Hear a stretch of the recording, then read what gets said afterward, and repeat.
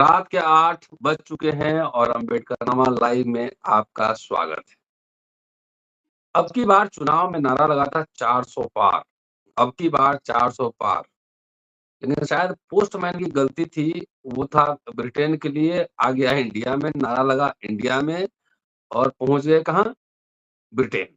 400 पार labour party ने, जो कि एक सोशलिस्ट डेमोक्रेटिक पार्टी है, 14 साल बाद वापसी हो रही। थोड़ी-सी चर्चा इस पर। एक फ़िल्म आई थी दामिनी, तारीख पर तारीख और तारीख पे तारीख, लोअर कोर्ट से जमानत और हाई कोर्ट पे तारीख लंबी तारीख। बात कर रहा हूं अरविंद केजरीवाल की। चुनाव से पहले 2 सिटिंग मुख्यमंत्री, सिटिंग चीफ मिनिस्टर्स जेल में डाल दिए गए, अरविंद केजरीवाल और हेमंत सोरेन। अरविंद केजरीवाल चुनाव के दरमियान कुछ दिन के लिए बाहर आए, लेकिन फिर वो अंदर चले गए। हेमंत सोरेन को जमानत मिली है और बाइज्जत जमानत मिली है। कल उन्होंने शपथ लिया है मुख्यमंत्री का, लेकिन बेल मिलने के बावजूद अरविंद केजरीवाल को जमानत नहीं मिल रही हाई कोर्ट से। लंबी लंबी तारीख पड़ रही है। सुप्रीम कोर्ट के 157 वकीलों ने, अधिवक्ताओं ने इस पर एक हस्ताक्षर करके एक ज्ञापन दिया है भारत के मुख्य न्यायाधीश टी.वाई. चंद्रचूड़, उनको ज्ञापन दिया है। चर्चा इस विषय पर विस्तार से होगी। क्या हाई कोर्ट के जजेस मतलब ऐसे कर सकते हैं क्या? एक democratically elected chief minister, politically agree हो, डिसएग्री हो, बात अलग बात है, लेकिन इस तरीके से क्या टाला मटोला जा सकता है? इस पे विस्तार से कानूनी पक्ष और राजनीतिक पक्ष दोनों हिसाब से चर्चा होगी। दोस्तों, रतनलाल बोल रहा हूँ और आप देख रहे हैं अम्बेडकरनामा। जेपी सिंह साहब जुड़ चुके हैं, वरिष्ठ पत्रकार, संपादक, एडवोकेट हैं और लगातार अम्बेडकरनामा पर आप सुन रहे हैं। कई साथी और जुड़ेंगे, जो first signatory advocate Balraj Malik, उस ज्ञापन के, जो कि चीफ जस्टिस को दिया गया है, वो भी जुड़ेंगे, उनसे भी बात करेंगे।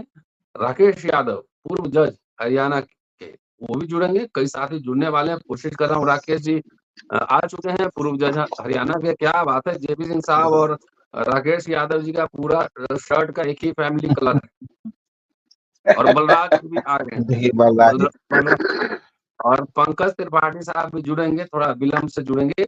छोटा-छोटा टेक पहले हमने इंट्रोडक्शन में कहा है कि 400 पार का नारा लगा था भारत में, लेकिन डाकिये की गलती की वजह से वो इंग्लैंड में हो गया। वो बेसिकली था इंग्लैंड का, जहाँ लेबर पार्टी 400 पार कर दी और यहाँ पर जो है 240 पे अटक गई। यहाँ से शुरू करेंगे और सबसे इम्पोर्टेंट जो मसला है, जो आप सबके संज्ञान में है, 157 एडवोकेट्स ने चीफ जस्टिस ऑफ इंडिया को एक ज्ञापन दिया है। बलराज मलिक साहब फर्स्ट सिग्नेटरी हैं उस पर। उनसे बात करेंगे। जेपी सर, कहाँ से शुरू करें? ब्रिटेन से शुरू करें? जहां से करना हो करिए सर। तो ब्रिटेन से ही शुरू करते हैं। पोस्टमैन की गलती हो गई।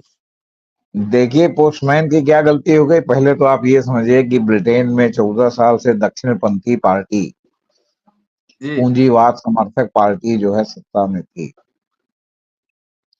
वहां लेबर पार्टी आई है तो कोई कम्युनिस्ट पार्टी नहीं है, लेकिन कम से कम कंजर्वेटिव पार्टी तो नहीं है, ये आप कह सकते हैं। यस।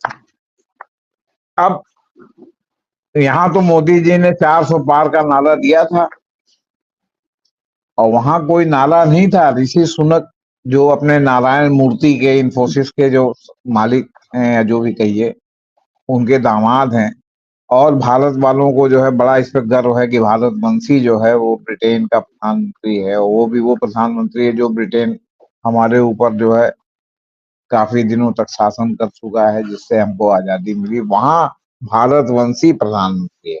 हालांकि उन्होंने प्रधानमंत्री रहते हुए ऐसा कोई कदम ऋषि सुनक ने नहीं उठाया जिससे ये माना जाए कि भारत के प्रति उनका कोई लगाव है। वो इंग्लैंड के नागरिक हैं, ब्रिटेन के, और वहीं के हितों के बारे में ही वो बात करते हैं। उन्होंने कभी यहाँ के बारे में बात नहीं किया। जबकि जो आपकी लेबर पार्टी वहां जीती है वो प्रो इंडिया गवर्नमेंट है, वो इंडिया के तमाम मुद्दों पर जो है वो इंडिया के साथ। अब ये जो 400 पार इधर था और चला गया उधर, लेबर पार्टी ने कहा भी नहीं था, क्योंकि 14 साल से सत्ता में बाहर थी, वो तो सत्ता में आने की जद्दोजहद कर रही थी। लेकिन आप एक बात ये देखिए कि वहां के लोगों को कंजर्वेटिव पार्टी से कितनी घृणा थी। वहां का डिफेंस मिनिस्टर तक हार गया, जो है आपका क्या कहते हैं, ऋषि सुनक के मंत्रिमंडल में जो डिफेंस मिनिस्टर थे वो भी हार गए, और कई और मंत्री भी हार गए। और मतलब एकदम इनका एक प्रकार से सफाया कर दिया, और उसको 3/4 जो है वो क्या कहते हैं बहुमत से लेबर पार्टी को वहां की जो से सरकार बन गई, जबकि पहले ऐसा नहीं होता था, कम ही बहुमत से सरकारें बनती। तो यहां से मामला वहां चला गया, और एक इसको आप सुखद संयोग ये मान सकते हैं कि दक्षिण पंथ से मामला लेबर पार्टी की ओर चला गया, और अभी भी 10वां साल यहाँ जो है पूरा होके 11वां साल शुरू हुआ है, और ये सरकार जब से बनी है भारत में तब से हिचकोले खा रही है। अगर आप अखबार उठा के देखेंगे, अगर आप सोशल मीडिया पर देखेंगे, तो उसमें है कि अब गिरी तब गिरी, तो चंद्रबाबू नायडू ने मुंह फुलाया, तो नीतीश ने मुंह फुलाया, तो नीतीश ने कहा कि इसको 9वीं अनुसूची में डालो, रिजर्वेशन का मुद्दा नहीं, हम 30 जुलाई के बाद समर्थन वापस ले लेंगे।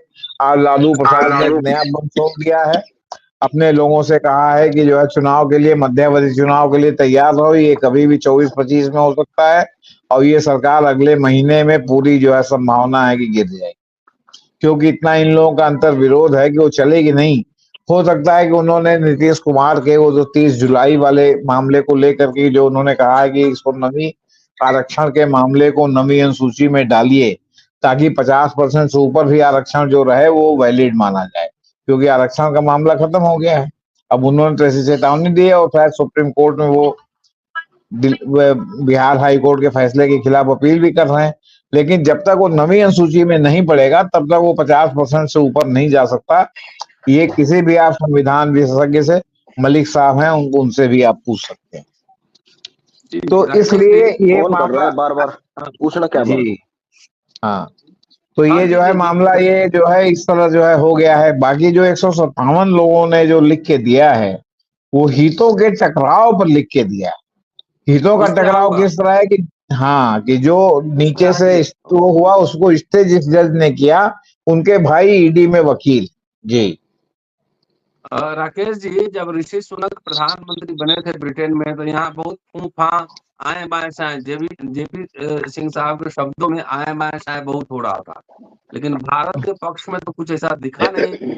और लेबर पार्टी, जो कि लेफ्ट पार्टी नहीं है लेकिन सोशल डेमोक्रेटिक है, वो कंजर्वेटिव पार्टी भी नहीं है, एक तरीके से पूरे दुनिया में दक्षिण पंथ का इमरजेंस हो रहा है। और यूरोप में भी आप देखे होंगे जो चुनाव हुए हैं, उसमें भी राइट विंग फोर्सेस इमर्ज किया। अमेरिका में भी उस समय, ब्रिटेन में इसकी हुकूमत तकरीबन पूरी दुनिया पर थी, वहां पर इस तरह के फोर्सेस, सोशल डेमोक्रेट का इमरजेंस कैसे देख रहे हैं? जी सर। जी सर, सबसे बड़ी बात तो ये है कि आप देखेंगे कि किसी भी एक दशक में कभी कोई एमर्ज होता है, कभी कोई एमर्ज होता है, और धीरे धीरे जनता को समझ में आता है। जो समझदार आदमी है उनको 1-2 साल में समझ में आता है, और कुछ लोग ऐसे होते हैं जिनको लेट समझ में आता है। तो वो पीरियड था जब ट्रंप थे, ऋषि सुनक थे, और हमारे यहाँ मोदी जी थे। अब वो समय जा चुका है लगभग, और एक नया समय जो सोशली जो लीनिंग है जिन लोगों की, वो लोग आगे आ रहे हैं। हमारे यहाँ तो कह देते हैं कि भाई ये रेवड़िया बांट रहे हैं, दलितों के लिए ऐसे बोल रहे हैं, वैसे बोल रहे हैं। अब इंग्लैंड में तो कोई दलित नहीं है, वहां तो सीधी सीधी बात है, पर वहां पे जो लेबर पार्टी है वो अब विनिंग पोजीशन में है। हिंदुस्तान की बात ले लीजिए आप, तो हमारे भारत में सबसे बड़ी बात यह है कि जो हमारे इंस्टीट्यूशंस हैं उन सबको खत्म कर दिया इन्होंने। तो जब लोगों को पता लगने लगा कि जो इंस्टीट्यूशन समाप्त हो रहे हैं, तब करके जो है ना लोग आगे आए, और उन लोगों ने भारतीय जनता पार्टी को सबक सिखाया, जो कि धर्म पर आधारित एक पार्टी है और राइट विंग की पार्टी है।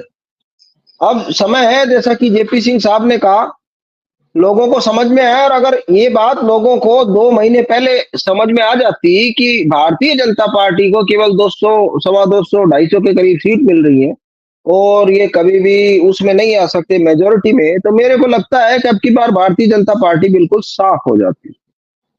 तो ये समय ऐसा है कि चलता रहता है धीरे धीरे, और अब हमारे हिंदुस्तान में, भारत में बदल रहा है समय इसी तरह से।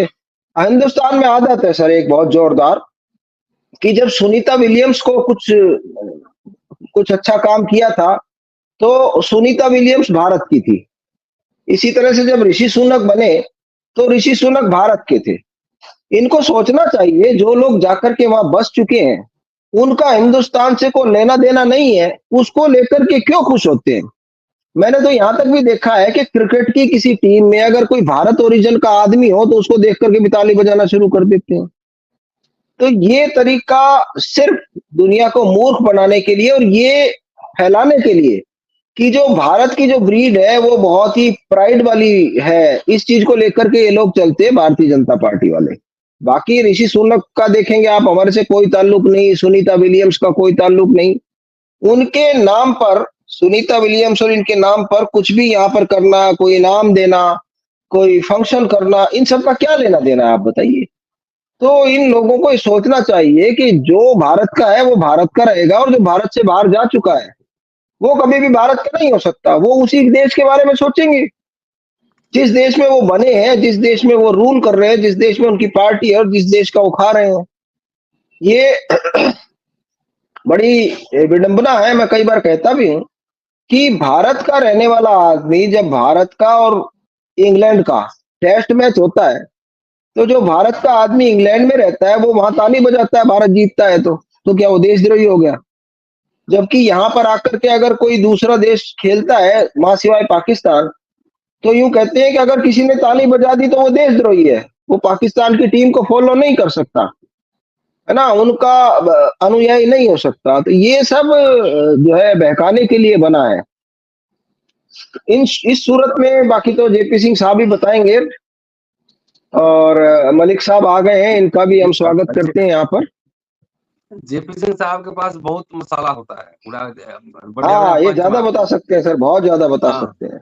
बलराज जी, बाकी आज का आपका टॉपिक बहुत मजेदार है जी। कानून से संबंधित है। मलिक साहब हैं यहाँ पर, तो ये भी कुछ बताएंगे, फिर उसके बाद हम आपको देसी भाषा में बताएंगे, हरियाणा की भाषा में। लेकिन सबसे पहले जो ब्रिटेन का चुनाव हुआ है बलराज जी, उस पे हम लोग एक राउंड चला रहे हैं कि वहां पे जो है ना कंजर्वेटिव पार्टी की बुरी हार हुई है। बिल्कुल। और अब की बार 400 पार नारा यहाँ लगा था, और डाकिया ने गलती से जो है यहाँ नारा लगवा दिया। होना था वहां पे ब्रिटेन में 400 पार कर गई लेबर पार्टी। जी जी। और लेबर पार्टी की तारीफ अंबेडकर ने 1930 के दशक में की थी। जी डॉक्टर साहब, बलराज जी, अगर फ्री एंड फेयर इलेक्शन होते तो यही रिजल्ट यहाँ होता। हाँ, वहां फ्री एंड फेयर इलेक्शन हुए हैं, तो वहां कंजर्वेटिव जो राइट पक्ष के लोग हैं, राइटिस्ट जो लोग हैं, जो धर्म कट्टरता बिना सबूत बिना एविडेंस के फैलाना चाहते हैं इस देश और दुनिया में, वो सारे के सारे लोग एक्सपोज होंगे फ्यूचर में पूरी धरती पे। जो आदमी अस्तित्व में, जिसका एग्जिस्टेंस नहीं है जिन चीजों का, और जिसका एविडेंस से सामने से घबराते हैं और जबरदस्ती लोगों से बातें मनवाना चाहते हैं, जितनी झूठी कथा कहानियां धरती में अब तक होगी, उनका जितना सदुपयोग होना था हो चुका है। अब वो रद्दी की टोकरी में फेंकने का समय आ गया। और इंग्लैंड में फ्री एंड फेयर इलेक्शन हुए तो वो लोग बुरी तरह हार गए। इसी तरह इलेक्शन इंडिया में होते तो यही हाल, सिचुएशन यही है। जनता अंदर से वही सिचुएशन पे खड़ी है जो इंग्लैंड की जनता खड़ी है। यहाँ भी लोगों ने वही मैंडेट दिया है। अब दिल से जाके पूछ लो, सर्वे कर लो ग्राउंड पे जाके, जो रिजल्ट रिफ्लेक्ट हो रहे हैं इंग्लैंड के अंदर, वही रिफ्लेक्ट लोगों ने अपनी तरफ से सुना दिया है। कोई हेरा फेरी या इस देश में ट्रांसपेरेंसी नाम की चीज नहीं है। वैसे ये देश अपने आप को गुरु गुरु गुरु घंटाल कहता है पूरी दुनिया का गुरु बनने का बड़ा लालायित है ये देश। ये सच्चाई के पे चलने का, सच्चाई को मानने की पहल करने वाला देश नहीं है कम से कम। तो जो हुआ है इंग्लैंड में, वो पूरी दुनिया के लिए बहुत शुभ हुआ और अच्छी बात। चलिए अब आते हैं मेन इशू पे। 157 वकीलों ने चीफ जस्टिस को चिट्ठी लिखा है, तारीख पर तारीख, लोअर कोर्ट से बेल और ऊपर से तारीख पे तारीख। और पहले सिग्नेटरी हैं बलराज मलिक साहब, पहला साइन इन्हीं का है उस चिट्ठी पर। ठीक कह रहा हूँ बलराज जी? बिल्कुल ठीक कह रहे हैं आप। तो हम चाहते हैं कि सबसे पहले इस इशू पर आप ही शुरू करें, उसके बाद फिर जज साहब हैं, फिर जेपी सिंह साहब हैं, तो इस पे गंभीर एक चर्चा, एक बौद्धिक चर्चा, नॉट पॉलिटिकल ओनली। अभी तक कुछ लोग रिटायर्ड ऑफिसर देश के, कोई रिटायर्ड जजेस चिट्ठियां लिखते रहे, कोई वो चिट्ठियां लिखते रहे जो सत्ता के हो सकता है कभी दूसरे पक्ष में रहे हों, कुछ वो चिट्ठियां लिखते रहे जिनको मलाई मिल रही थी, अब वो मलाई छीन रही है, छीनने का डर है, तो लगातार बने रहे, उसके लिए चिट्ठियां लिखते हैं। हमने चिट्ठियां लिखी है, ये चिट्ठी जो लिखी है, ये कंप्लेंट कहो, रिप्रेजेंटेशन कहो, we wrote this letter not for the mister Kejriwal, we wrote for the people of this country, because एक सीएम जो दिल्ली में बैठा है और जो निर्वाचित सीएम है उसके साथ ये हो सकता है, और जिसके यहाँ डिस्ट्रिक्ट कोर्ट भी वहीं पे है, छोटा सा ये स्टेट, सिटी स्टेट है, और हाई कोर्ट भी वहीं है, सुप्रीम कोर्ट भी वहीं है, बार बार चक्कर भी लगा सकते हैं, और सबसे मजबूत वकील या सबसे खर्चीले वकील भी वो अफोर्ड कर सकते हैं, या वकील उनको अपनी सर्विस फ्री भी ऑफर कर सकते हैं। मगर हमारा नजर इस केस के माध्यम से हम पूरे देश का ध्यान आकर्षण भी करना चाहते हैं, पूरी जुडिशरी का करना चाहते हैं कि जुडिशरी पे नजर है, ना not for only for Kejriwal, और देश के लोगों के साथ जो हाल हो रहा है, देश के लोगों का फंडामेंटल राइट, चीफ जस्टिस कहते कहते थक गए कि जमानत दो लोगों को हाई कोर्ट और सुप्रीम कोर्ट क्यों आना पड़ता है। अरे उनको ये भी कहना था, एक बात वो भूल गए कहने में, कि बहुत सारे लोग हाई कोर्ट और सुप्रीम कोर्ट आ नहीं पाते, इस वजह से जेलों में पड़े हैं, और डिस्ट्रिक्ट जुडिशरी की कुछ नालायकियों की वजह से बहुत सारे लोग बेल नहीं ले पाते। वो अज्ञानता का हो या एक कोर्ट से गलती हो जाए, उसके लिए अपील दलील का मौका है इस देश में। तो ये लेटर इसलिए लिखा कि कितने लोग हैं जो हाई कोर्ट सुप्रीम कोर्ट नहीं आ सकते, इसलिए लाखों लोग, हजारों लोग इस देश में फ्री फोकट में जेलों में उनको रहना पड़ रहा है, और वो जेलों में पड़े हैं और पड़े ही रहते हैं, सिर्फ इस वजह से कि उनके लिए लोग लड़ नहीं पाते। यहाँ ध्यान आकर्षण इस बात के लिए किया गया है कि जुडिशरी की हिम्मत ना हो, जुडिशरी को ये लगे पूरा देश अब उनको देख रहा है, और देश के हर समाज, हर तबके के वकील अब सुप्रीम कोर्ट में भी बैठे हैं, उनकी निगाह आपकी एक एक बात पे, आपके आचरण पे है, आप जो बोलते हैं, जो कहते हैं, जो करते हैं, उन सब पे नजर है। अब इस देश के वकील, चाहे इस देश की यूनिवर्सिटियां आपके जजमेंट्स के पे शोध करे या ना करे, देश के वकीलों ने अब शोध करना शुरू कर दिया है कि एक ही टाइप के जूरिस्प्रूडेंस को डिफरेंटली कैसे लागू किया जाता है इस देश में, या होता है अलग अलग तरह के लोगों पे। सेकंड राउंड में आऊंगा। आज शानदार पैनल है, जेपी सिंह साहब हैं, वो भी एडवोकेट हैं, राकेश जी हैं, पूर्व जज हैं, एडवोकेट भी रहे हैं, बलराज साहब एडवोकेट हैं, पंकज त्रिपाठी साहब जुड़ गए हैं, एडवोकेट हैं और पढ़ाते भी हैं, तो बहुत ही शानदार पैनल है। जेपी साहब के पास चलते हैं और थोड़ा इतिहास दृष्टि में लेके जाते हैं। जो मलिक साहब ने कहा कि वकीलों की एक भूमिका आजादी में बहुत बड़ी थी, लेकिन आज का सत्ता पक्ष के वकील जो है ना, लगातार आपने देखा होगा कि चिट्ठी लिख रहे थे बार काउंसिल के, और उनके खिलाफ अविश्वास प्रस्ताव लाया गया था। लेकिन अब बलराज मलिक साहब ने जो चिट्ठी लिखा है, 157 वकीलों ने चीफ जस्टिस को ज्ञापन दिया है इस संदर्भ में, वकीलों की बदलती हुई भूमिका ऐतिहासिक दृष्टिकोण से। जेपी सर अनम्यूट कीजिए, अनम्यूट कीजिए, अनम्यूट कीजिए, अनम्यूट कीजिए सर, आपका माइक बंद है जी। हाँ, इस देश के स्वाधीनता संग्राम में से ही वकीलों का योगदान सबसे आगे रहा है, कोई इसे माने या न माने। और जब तक चुनाव में धन, बल और गुंडई, अपराध का जोर नहीं रहा, तब तक बड़े पैमाने पर पूरे देश से वकील जो है वो संसद में, विधानसभा में पहुंचते रहे, और बड़े बड़े पदों पर या बड़े बड़े मंत्रालयों को भी उन्होंने जो है मतलब चला करके देश के सामने दिखाया है। नेहरू, अब ये जो बदली हुई परिस्थिति, नहीं, वो तो थे ही, इसके अलावा भी थे सिद्धार्थ शंकर राय, उनके पिता चित्तरंजन दास, प्रियरंजन दास, आसिफ अंसारी, मैंने पूरी गैलेक्सी है वकीलों की, जो पूरी जो है मतलब उसमें जो है राजनीति को जो निर्धारित करने वाले। तो लेकिन जैसे जैसे पैसे का जोर, जातिवाद और गुंडई का प्रवेश हुआ, वैसे वैसे वकीलों का जो है वो उससे जो है मतलब वो बाहर जाते हैं। क्यों?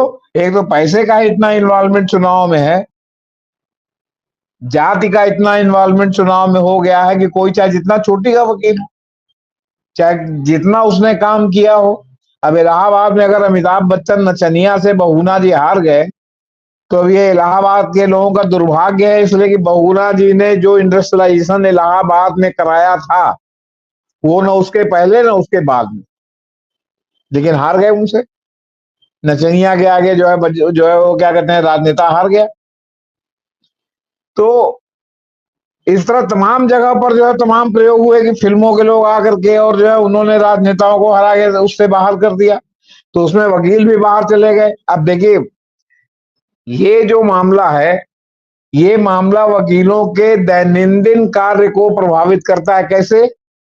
आपने कोई एप्लीकेशन डाली कोर्ट में, जज साहब के यहाँ लगा, तब जज साहब नहीं कहते कि हम जो है इसमें जो है वो मास्टर ऑफ रोस्टर से कहें कि साहब इसको जो है किसी और के यहाँ लगा दीजिए, मुझको मत रखिए, मैं इसमें नहीं सुनूंगा, मेरे हितों का टकराव। लेकिन जज साहब इंतजार करते हैं कि किस डेट को लगा, फिर अदालत में आके कहते हैं कि जो है मैं इसको नहीं सुनूंगा, मैं इससे अपने को विड्रॉ कर रहा हूं, मैं सीजे के पास भेज रहा हूं। मतलब डिलेइंग टैक्टिस, मैं इसे डिलेइंग टैक्टिस मानता हूं। जब आज न लगता है, जब मास्टर ऑफ रोस्टर लगाता है रोस्टर के हिसाब से, तो आप उसी समय क्यों नहीं मास्टर ऑफ रोस्टर से कहते कि इसमें हम हमारा नाम हटा दीजिए। तो अब वो फिर से उनके पास जाता है, फिर से वो नई बेंच गठित करने, तो कहने का मतलब फिर वो 4-6 दिन, 5 दिन, 7 दिन, 8 दिन चल जाता है। तो अब ऐसे मामले में वो जज साहब जिन्होंने जो है तुरंत स्टे किया उनकी जमानत को, जो लोअर कोर्ट से मिला था ईडी मामले में, और उस जमानत के स्टे करने से क्या हुआ? चाहे ईडी के वकील जज साहब के भाई, ये आप लोगों ने पत्र में लिखा है जैसा कि मैंने पढ़ा, उनके उससे हुआ क्या? नहीं, उससे हुआ क्या? उससे हुआ ये कि आपने उसको स्टे कर दिया, और स्टे करने के बाद जो है वो क्या कहते हैं, तब तक जो है वो फिर जो है वो आपकी क्या कहते हैं सीबीआई कूद गई, क्योंकि ईडी को लगा कि तो कहीं जो है मतलब जमानत ना हो जाए। सीबीआई कूद गई, सीबीआई ने उनको जो है अदालत से ही अरेस्ट कर लिया। तो अब ईडी के साथ एक सीबीआई का मामला हो गया। नतीजा था कि वो जो है आपके अभिषेक मनु सिंघवी ने इनका जो है वो जमानत की याचिका जो है वो वापस कर ली वहां से, सुप्रीम कोर्ट से, कि भाई अब तो नए सिरे से वो वहां सुनवाई होती तो यही कहते कि आप जाइए पहले लोअर कोर्ट से सीबीआई वाला भी जो है वो करके आइए। तो उन्होंने कहा भाई अब जब फिर जाना है तो फिर हम वहीं से करेंगे। अब आज जो है फिर हाई कोर्ट में उसी जज के यहाँ मामला केजरीवाल का पहुंचा, जिनका जो है अभी पिछले दिनों जिन्होंने 17 तारीख की डेट लगाई, और जो उन्होंने फिर इस मामले को भी 17 तारीख को पोस्ट कर दिया। ये वो जज नहीं है स्टे करने वाले, ये दूसरे जज हैं। उन्होंने फिर उसको जो है 17 तारीख को पोस्ट कर दिया। आज है 5 तारीख, माने 12 दिन बाद 17 तारीख। तो कहने का मतलब है कि एक मिलती है तो अगर हम इसलिए कह रहे हैं क्योंकि निश्चयात्मक रूप से कोई नहीं कह सकता कि बेल मिलेगी कि नहीं मिलेगी, कोई वकील नहीं कह सकता कि बेल मिलेगी कि नहीं मिलेगी। जज साहब के जो है विवेकाधिकार पर निर्भर है। तो 12 दिन मतलब एक नया मामला दाखिल हो जाने के कारण अब उनकी बेल में कम से कम 3 महीना, टोटलिटी में आप देखेंगे तो 3 महीने की डिलेइंग टैक्टिस हो गई। आपको बता दें आगे 5 महीने बाद सोरेन फिर मुख्यमंत्री बन गए। 5 महीने में ईडी क्यों नहीं साबित कर पाई कि सोरेन जो है वो क्या कहते हैं जमीन कब्जा करने के दोषी हैं? एक भी प्रमाण क्यों नहीं दे पाई? ये इसी तरह करते हैं, खाली डिलेइंग टैक्टिस करके निरंतर जेल में रखते हैं। और इस संदर्भ में मैं आपको पार्लियामेंट में जो महुआ मोइत्रा ने कहा था राष्ट्रपति के अभिभाषण में, मैं उसको कोट करना चाहता हूं। उन्होंने कहा था कि विपक्षी नेताओं को राजनीतिक रूप से प्रेरित मामलों में फंसाने के मामले में जमानत और न्याय देने से न्यायपालिका लगातार इनकार करती रही है और न्यायाधीशों को सरकार को नाराज करने का डर। अब ये सोचिए कि अगर महुआ मोइत्रा पार्लियामेंट में ही कह रही और अगर जो है बिरला साहब ने इसको हटाया ना हो तो पार्लियामेंट के रिकॉर्ड में जो है मतलब क्या कहते हैं ये बात रहेगी, समझ लीजिए आप। और ममता बनर्जी ने चीफ जस्टिस ऑफ इंडिया के सामने ये सवाल उठाया था कलकत्ता के प्रोग्राम वाले में। जी उठाया था। इन्होंने कहा कि वो डरते हैं इसलिए वो जो है जमानत देने से इनकार कर देते हैं। और आपको घूम फिर के अगर 5 महीने बाद सोरेन को जमानत मिली और सोरेन फिर से मुख्यमंत्री बने तो चुनाव के समय उनको क्यों नहीं जमानत दी गई? क्या उस समय क्या कोई नवैयत दूसरी थी और अभी नवैयत दूसरी हो गई है? नवैयत एक ही है कि ईडी के पास न उस डेट में प्रमाण था, न ईडी के पास आज की डेट में प्रमाण, और इसी तरह चिदम्बरम के खिलाफ भी प्रमाण नहीं है, एयर से स्टेटमेंट है। इसी तरह जो है मीसा भारती के खिलाफ भी प्रमाण नहीं है, एयर से स्टेटमेंट है। तो हेयर से स्टेटमेंट पर किसी को सजा नहीं होती।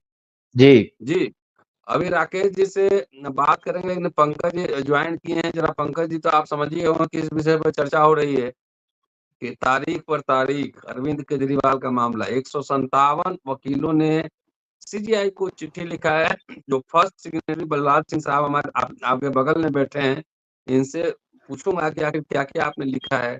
पंकज जी, आपकी दृष्टि होती है और आप तो टीचर भी हैं, वकील भी हैं, जरा सा ब्रीफ में थोड़ा सा आप अपनी टिप्पणी दें। देखिए सर, ये जो कुछ भी हो रहा है एकदम खुल्लम खुल्ला न्याय का उल्लंघन है। न्यायिक विधि शास्त्र में ये बात एकदम साफ साफ कही गई है कि किसी भी व्यक्ति का कहीं अगर हितों का टकराव है तो वो उस मामले में न्यायाधीश नहीं रहेगा। और हितों के टकराव को बताने के बहुत सारे मापदंड हैं। सबसे बड़ी बात तो यह है कि उसको खुद को छोड़ना है। अभी हम इस पर राहुल गांधी के मामले का उदाहरण देंगे तो केजरीवाल जी का मामला और स्पष्ट हो जाएगा। राहुल गांधी को जब सजा हो गई थी और गुजरात हाई कोर्ट में अपील दाखिल की गई थी, तो पहले एक जज साहब ने एक सुनवाई लिया और फिर सुनवाई पर उन्होंने कहा कि हम अलग कर रहे हैं। तो एक बार उससे टाइम मिल गया और सुनवाई का। फिर दूसरे जज साहब आए, उन्होंने डेट डाला, पूरी सुनवाई किया, अपील की, और फिर गर्मी का दिन आ गया, वो चले गए छुट्टी पर। कहे छुट्टी के बाद हम फैसला सुनाएंगे। और फैसला यही था कि आपकी अपील खारिज की जाती है। आपकी जमानत जो है, अपील नहीं सॉरी, जमानत जो है खारिज की जाती है। दोष सिद्धि के बाद जो जमानत के लिए आए थे, सेक्शन 389 सीआरपीसी में उस समय के। यानी पूरी सुनवाई करने के बाद 1 महीने तक केवल इसलिए होल्ड कर दिया गया क्योंकि जज साहब को छुट्टी पर जाना है। जबकि उसमें कुछ भी ऐसा नहीं था, वो जजमेंट तुरंत सुनाया जा सकता था। वो ऑर्डर, उनका जजमेंट क्या ऑर्डर है वो जमानत का, कि जमानत मंजूर करेंगे या खारिज करेंगे। बल्कि अगर जमानत कभी मंजूर की जाती है तो कारण लिखना भी पड़ता है, खारिज करने पर तो कोई विशेष कारण भी नहीं लिखना होता है। लेकिन इसलिए उन्होंने देर किया ताकि उनका बंगला खाली कराया जा सके, ताकि एक नैरेटिव सेट किया जा सके, उनको परेशान किया जा सके। और फिर इसके बाद जब सुप्रीम कोर्ट में वही बात गई है तो वहां से उनको जमानत मिली और निचले आदेश पर रोक लगी। उनकी संसद सदस्यता तत्काल बहाल हुई। एक न्याय तंत्र का गला घोटने जैसा व्यवहार होता हुआ दिख रहा है। मैं ये नहीं कह सकता, ये सबको महसूस करने वाली बात है कि किसके दबाव में, किसके कहने पर हो रहा है, किसके लाभ के लिए हो रहा है। लेकिन एक बात तो साफ है कि ऐसा केवल विपक्ष के नेताओं के साथ हो रहा है और सत्ता में जो चला जा रहा है उसके पक्ष में सब कुछ हो रहा है। तो एक नागरिक के नाते हमें इस पर प्रतिक्रिया देने का हक है। हम न्यायालय के निर्णय से तो बाध्य होते हैं, लेकिन हमें प्रतिक्रिया देने का हक होता है, क्योंकि सीआरपीसी और सीपीसी दोनों में लिखा हुआ है कि अदालतें खुली अदालतें होंगी, ओपन कोर्ट होंगी। क्योंकि ये मामला क्रिमिनल है तो हम सेक्शन 327 सीआरपीसी की बात करेंगे, जहां कहा गया अदालतें खुली अदालत होंगी। खुली का मतलब दरवाजे खुले होंगे, कोई भी चाहे आए जाए बैठे, जज का निर्णय खुली अदालत में सुनाया जाएगा। यानी कि लोग अपनी प्रतिक्रिया उस पर दे सके। और जज से अपेक्षा की गई है कि अगर आपका कहीं हित है तो आप तत्काल उस मामले से अलग कर लें। आपने देखा होगा कि वे वकील जो अमित शाह, वे लोग जो अमित शाह के लिए कभी वकालत किए थे, उनको जजशिप में रखा गया था और वो राहुल गांधी का मामला सुन रहे थे। आप एक पॉलिटिकल पर्सनालिटी के कभी सुप्रीम कोर्ट के जज जी नहीं, गुजरात हाई कोर्ट की बात अभी कर रहे हैं वहां पे। यहां पर अभी जमानत पर आदेश निचले कोर्ट का आया नहीं, राहुल जमीन का, कि बिना मतलब कुछ घंटों के भीतर उस पर स्टे। भाई जमानत खारिज करते आप, अगर जमानत गलत मंजूर हुई थी तो। इतना प्रॉम्प्ट एक्शन होना, ये अपने आप में एक नागरिक के नाते, अगर मैं अदालतों में बैठा हुआ हूं उसी समय पर, मान लीजिए, क्योंकि अदालतें खुली हैं, मुझे सभी अदालतों में बैठने का हक है एक नागरिक के नाते, और मैं सभी अदालतों में अगर बैठकर देख रहा हूं इतना तेजी से कहीं अगर एक्शन हो रहा है जेल में रखने के लिए, और उसी समय उसी सीबीआई और ईडी के द्वारा आरोपित लोग बेगुनाह पाए जा रहे हैं या सबूत के अभाव में जमानत पर छोड़े जा रहे हैं, कन्विक्शन रेट बहुत कम है, तो किसी पर सीधे सीधे दोष तो नहीं लगाया जा सकता, लेकिन न्यायपालिका की छवि जो है धूमिल हो रही है जी और इसकी रक्षा करना खुद न्यायपालिका की पहली जिम्मेदारी है। और इसी जी नाते न्यायपालिका के संरक्षक के नाते यह पत्र जो है भारत के मुख्य न्यायाधीश जी को लिखा गया है, उनको इसका संज्ञान लेना चाहिए। उस पे आता हूँ अभी। सीआरपीसी जो जी जी हाँ हाँ इस पर इनको संज्ञान लेना चाहिए, क्योंकि भारत के लोगों का कार्यपालिका, व्यवस्थापिका और न्यायपालिका में से सर्वाधिक विश्वास अभी भी न्यायपालिका पर है। एक कोर्ट बार में अगर देख ये लेंगे। चरमरा गया तो बहुत मुश्किल हो जाएगा। जी कोर्ट में देख लेंगे। नहीं, ये हम लोग बचपन में सुनते थे, कोर्ट में जी देख जी लेंगे। जी जी राकेश जी, इतना शानदार पैनल है। मैं तो आप लोगों के सामने कानून के मामले में बहुत ज्ञानी हूँ, मैं समझता हूँ। लेकिन मैंने एक बैरिस्टर में पीएचडी की और वकील मेरे बहुत सारे दोस्त हैं, बहुत सारे दोस्त हैं। जब मैं घूमता हूँ हाई कोर्ट या सुप्रीम कोर्ट या किसी भी कोर्ट परिसर में, तो उस समय एक टर्म आता है, फेवरेट बेंच, फेवरेट जज। क्या चलता है जरा? आप तो जज रहे हैं, तो आप थोड़ा बताएंगे कि अरविंद केजरीवाल के मामले में जब बेल मिल गई तो फिर ये सब लीला क्यों हो रही? और वैसे भी उनका पासपोर्ट आप रख लीजिए, कोई छोड़ के तो भाग में सीएम है भाई, कोई छोड़ के तो भागेगा नहीं नेपाल, नेपाल के रातों चाइना। जी राकेश जी। जी सर। वो जजों के रतन गैलरी लाल में जी क्या बात देखिए, चलती रहती? ये तो हाई कोर्ट और सुप्रीम कोर्ट की गैलरी में नहीं है, अब तो ये डिस्ट्रिक्ट लेवल पे भी बातें चलने लगी है कि वो जज हाँ रहेगा तो उसके पास चली जाएगी, तो उसके पास चली जाएगी, तो ये कर देगा, वो कर देगा। तो जहां तक फेवरेट की बात है, तो विभिन्न प्रकार के जज होते हैं। जैसे मान लीजिए एक जज है, वो जमानत देने में थोड़ा लिबरल है, और एक जज है जिसने कभी जिंदगी में जमानत ही नहीं दी। तो वकील उस जज के पास जाके क्या करेगा जिसको जमानत देना ही नहीं है? मतलब 323 506 आईपीसी में अगर एडिशनल डिस्ट्रिक्ट एंड सेशन जज एंटीसिपेटरी बेल नहीं करता है, रेगुलर नहीं बेल करता, तो बताइए वकील बेंच हंटिंग नहीं करेंगे तो और क्या करेंगे? तो बड़ी समस्या है इस चीज को लेकर के कि जमानत के मामले में एक ही स्टेशन के ऊपर, एक ही हाई कोर्ट में, एक ही सुप्रीम कोर्ट में एक जैसे तथ्यों में अलग अलग फैसले आते हैं। अब इसमें देखना यह है कि किस जज ने ठीक किया, किसने गलत किया, ये देखेगा कौन? हाई कोर्ट में एक जज 302 आईपीसी मर्डर के मामले में, कत्ल के मामले में 6 महीने में जमानत कर सकता है, और एक जज ऐसा है जो 302 के मामले में 3 साल तक जमानत नहीं करता। उसको देखेगा कौन? देखने के लिए तो कोई फोरम नहीं है। जो लिटिगेंट है या वकील है कहीं जा नहीं सकता।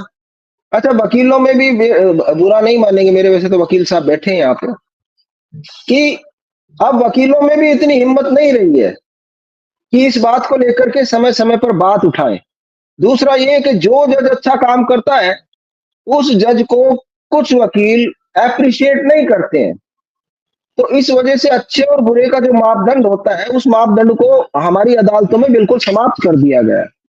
आप कितने ही भले जज हो, कितने ही बुरे जज हो, मतलब सबको एक लाठी से हाँकते हैं। इसी का नतीजा है कि ये ऐसी बुरी हालत होती है। और दूसरा देखेंगे कि जहां तक जमानत का मामला है, जमानत का जो मामला है वो बहुत ही जो है ना ग्रे एरिया जिसको बोलते हैं वो है। हमारे यहाँ अदालतों में वो जज सुखी है जो सबकी जमानत खारिज कर देता है, और केवल खारिज करने का कारण ये, खारिज करने का जो इंटरेस्ट वाली बात आ रही है। जी जी हाँ, हो सकता है सर, मैं हो सकता है इनको मेरी बात बुरी भी लगे, अच्छी भी लगे, मैं नहीं कह सकता। खारिज करने का सबसे बड़ा फायदा ये है कि उस व्यक्ति की कोई ये शिकायत नहीं कर सकता कि उसने इस मुकदमे में पैसे ले लिए। अगर आप 376 या 302 के केस में अगर आप जमानत कर देते हैं, तो पहला एलिगेशन जो लगेगा वो लगेगा भाई जज ने पैसे खा करके कर दिया काम। और ये एलिगेशन लिटिगेंट नहीं लगाता है। लिटिगेंट को पता नहीं होता है पैसे खा लिए नहीं खा लिए, उसका कोई रिलेशन नहीं है। ये एलिगेशन भी तो हमारे वकील साहब ही लगवाते हैं। मान लीजिए किसी की जमानत खारिज हो गई, मान लो अच्छा केस है, हो सकता है जज का निर्णय गलत हो, तो ये कहने की बजाय कि जज का निर्णय गलत है, ये कहना कि ये भाई कुछ मामला गड़बड़ लगता है इसलिए जो है तेरी जमानत खारिज हो गई। तो इस तरह की बातें हमारे यहाँ कोर्ट के कॉरिडोर्स में चलती रहती है। अब जब हाई कोर्ट जाते हैं तो हाई कोर्ट में बेंच चैटिंग होती है। जैसे मान लीजिए हम 20 साल वकील रहा हूं मैं, उसके बाद जज बना था, तो हम जब वकील साहब से बात करते थे हाई कोर्ट में, तो हाई कोर्ट के हम वकील साहब को कहते थे कि भाई हमारी जमानत लगा दीजिए, तो उनका पहला सवाल ये आता था कि भाई साहब थोड़ा सा रुक जाओ, सही फेवरेबल जज कोई आएगा तब हम लगाएंगे। अब ये फेवरेबल जज क्या होता है, ये तो भाई देखिए हाई कोर्ट के वो वकील साहब ही जानते होंगे। उसका मतलब ये नहीं है कि वो पैसे खाता है, उसका मतलब ये भी हो सकता है कि वो थोड़ा बेल देने में लीनियंट है। अब जहां तक आम आदमी का सवाल है सर, मेरा तकरीबन 40 साल का इस मैदानी काम का अनुभव रहा है। हाई कोर्ट में, सुप्रीम कोर्ट में तो थोड़ी सी अलग बात है, तो फिर कानून की बात करते हैं। 80 से लेकर 90% तक जो अक्यूज्ड है उनकी इतनी हैसियत नहीं होती कि वो हाई कोर्ट या सुप्रीम कोर्ट चले जाए। और उसका सबसे बड़ा कारण ये है कि आप हाई कोर्ट जाएंगे, ठीक ठाक वकील करेंगे तो 1 से लेकर 2 लाख रुपए तक जमानत के लेते हैं। अब जो आदमी चेन स्नेचर है, उसकी अगर डिस्ट्रिक्ट कोर्ट में जमानत याचिका खारिज हो गई है, तो वो आदमी जो चेन झपटता है, वो आदमी 1 लाख रुपए कहां से लाए। मैंने लोगों को मेरे जीवन काल में ये कहते हुए सुना है वकीलों को कि जी अगर इसकी जमानत नहीं होगी, पता नहीं सच बोलते हैं झूठ बोलते हैं हमें नहीं पता, तो उनका ये कहते सुना है कि जी हम तो हाई कोर्ट जाएंगे नहीं, आप हमारी 2 महीने बाद 3 महीने बाद जमानत कर देना बेशक। अगर ये हाई कोर्ट जाएगा तो बेचारे के जो है जेवर जावर सब बिक जाएंगे। तो जब ये न्याय मिलता नहीं। अच्छा, एक और चीज बड़ी मजेदार है कि जो आदमी जमानत कर देता है, जो भी जज डिस्ट्रिक्ट कोर्ट में जमानत कर देता है, उस आदमी की हालत वकील लोग ऐसी बुरी कर देते हैं कि आप कल्पना नहीं कर सकते। मैं मेरा इंस्टांस बताता हूँ, दूसरे के लिए नहीं कहता। एक 376 बलराज जी से एक टेक लेंगे कि चिट्ठी में क्या लिखा है इन्होंने, उसका जेपी सर। हाँ, पंकज जी। एक 376 के केस में मैंने एंटीसिपेटरी बेल कर दी एक बुजुर्ग आदमी की जिसकी उम्र तकरीबन 70 साल थी। और आपको सही बताता हूँ, मेरे गले में नमाज फंस गई बुरी तरह से। तो अगर रिजेक्ट कर देता तो मेरे को दिक्कत ही नहीं होती। आप एक्सप्लेनेशन दो, आपके पास मीमो आएगा, आपके पास ये आएगा। दूसरा कि आप देखिए कि हाई कोर्ट यूं कहती है कि 7 दिन में आप जमानत की याचिका डिसाइड कर दो आप। तो भाई हाई कोर्ट 7 दिन में क्यों नहीं करती डिसाइड? सुप्रीम कोर्ट 7 दिन में क्यों नहीं करती? अगर हम 7 दिन में ना करें तो हमारे खिलाफ एक्शन लिया जा सकता है। मैं किसी को भी कहूं कि भाई आपको ये काम ऐसे करना चाहिए, तो मेरा नैतिक कर्तव्य है कि मैं भी ऐसे काम करूं। तो इन चीजों को लेकर के बड़ा असमंजस सा पैदा हो जाता है। और आप देखेंगे कि हमारे यहाँ हमाम में सब नंगे हैं रतन लाल जी। मैं किसी वकील या जज की नहीं कहता हूं, इस सिस्टम में सारे नंगे हैं। कोई किसी वजह से, कोई किसी वजह से, और डर की वजह से नौकरी करनी है आपको तो बेल खारिज करनी पड़ेगी आपको। राज्यसभा के मेंबर भी बन सकते हैं, आयोग के अध्यक्ष भी बन सकते हैं, कुछ भी बन सकते हैं। हो सकता है जी, कुछ भी बन सकते हैं आप। आपने चिट्ठी लिखा है, पहले सेक्रेटरी आप हैं, क्या क्या आपने लिखा है जरा बताइए। उसका जेपी सर के पास आऊंगा, उसका पंकज जी के पास आऊंगा। जी प्रहलाद जी। बस उसमें रेफरेंस तो यही दिया है मिस्टर केजरीवाल के केस में जो हुआ कि भाई एक डिस्ट्रिक्ट कोर्ट के जज किसी को जमानत देते हैं, जमानत का ऑर्डर अपलोड नहीं होता वेबसाइट पे, उसकी कोई हार्ड कॉपी नहीं होती एडवोकेट के पास जो अगेंस्ट में जाता है, या कोई डिपार्टमेंट जाता है हाई कोर्ट में। और इतना जल्दी, क्या जल्दी थी कि एक ऐसा काम करते हैं जो देश में हुआ ही नहीं इस तरह का काम। और जमानत आमतौर पे इतनी महत्वपूर्ण चीज है लिबर्टी के लिए, अगर उसको कैंसिल करना, स्टे करना है तो सामने वाली पार्टी को कम से कम एक बार सुनने का मौका तो दीजिए, जो नेचुरल जस्टिस की डिमांड है ये। और जो जज इस तरह कर सकता है, कोई भी है, XYZ हो, वो चाहे सुधीर जैन हो, चाहे कोई और हो, इवन चाहे कोई चीफ जस्टिस हो, चाहे even chief justice of India हो, जो आदमी भी इस तरह हड़बड़ाहट में काम कर सकता है, इस तरह के काम में, देश के लोगों के फंडामेंटल राइट और लिबर्टी के काम में, बेल मैटर्स में, तो उसके बारे में कहा जा सकता है। और ये चर्चा भी हम कह सकते हैं कि कहीं ना कहीं या तो नॉलेज की कमी है या ऐसे लोग कहीं बैंड हो रहे हैं, झुक रहे हैं किसी के सामने, कोई आउटर कोई बाहरी शक्ति काम करती है और ये लोग प्रेशर में हैं, या किसी लालच और भयवश ये लोग ऐसा काम करते हैं, इसमें कोई वो नहीं है।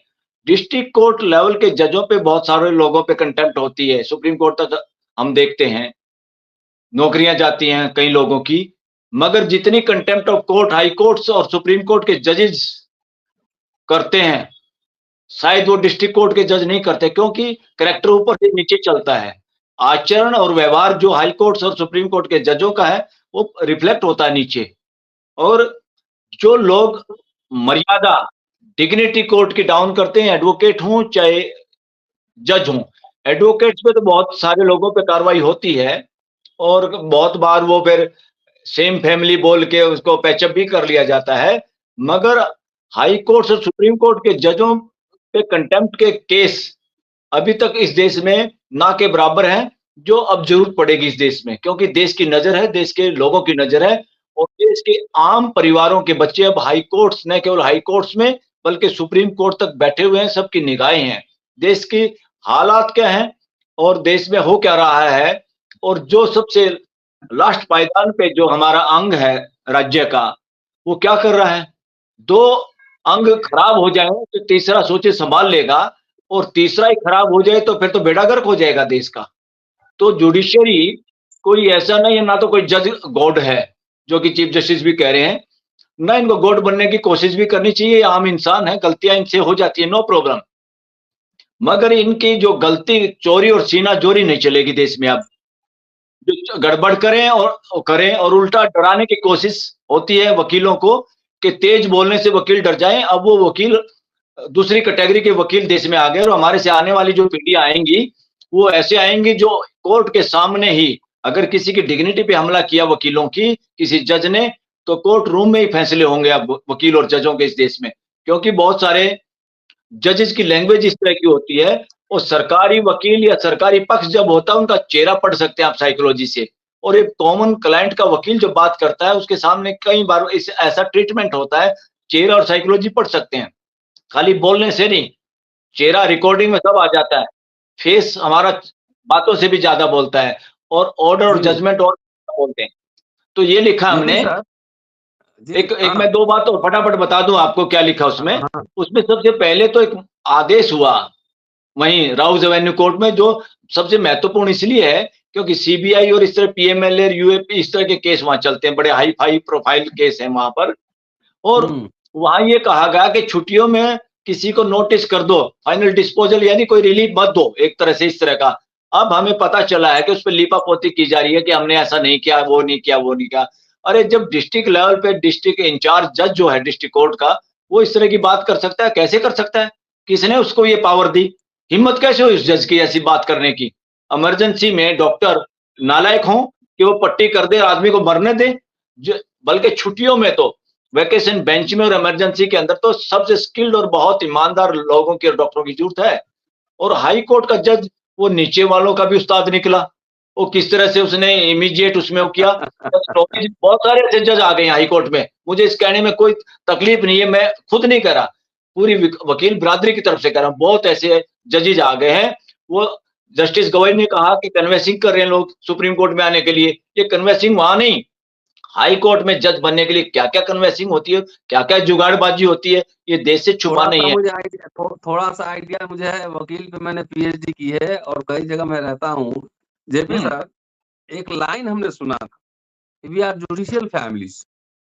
कहाँ सुना था ये मैं नहीं कहूंगा, लेकिन मैं कई मुकदमा मेरे ऊपर भी चल रहा है और हाई कोर्ट सुप्रीम कोर्ट तक मैं लड़ा हूँ। कुछ तो मेरा ऑब्जर्वेशन है जो कभी हम लिपिबद्ध करेंगे उसको लिखेंगे कि कैसे सुनवाई होती है, कैसे जजेस बिहेवियर करते हैं।